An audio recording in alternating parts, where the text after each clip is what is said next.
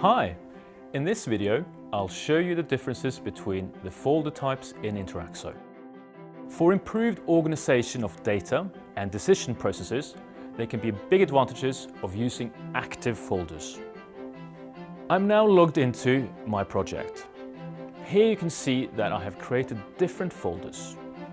Yellow folders are the simplest type and are similar to folders in Explorer in Windows.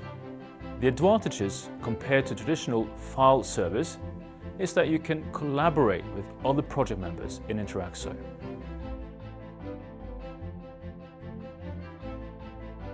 Manage who has access and maintain a full version history of the files.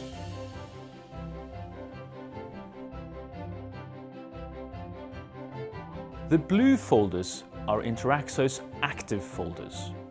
In active folder, I can add extra data and information to my files, so-called metadata.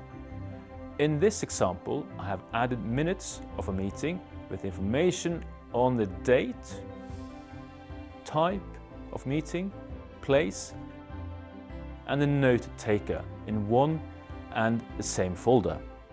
This gives me a much better overview and makes it easier to find data by sorting, grouping, or filtering. In active folders, I can also choose to associate all the related files,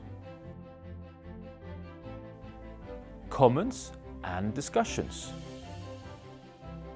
This gives you full traceability in case of legal disputes.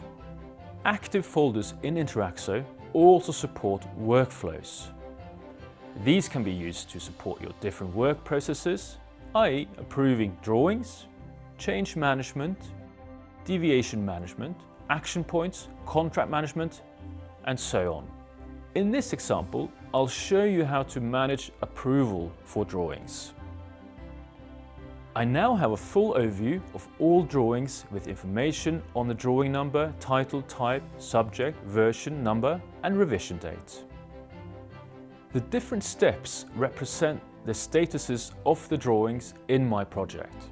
As you see, some of my drawings are under approval, while others are approved and available for the rest of the project members. The project administrator can decide who has access to examining, creating, and approving drawings. In the next video, my colleague will show you how to create a workflow with active folders. He'll love to see you there.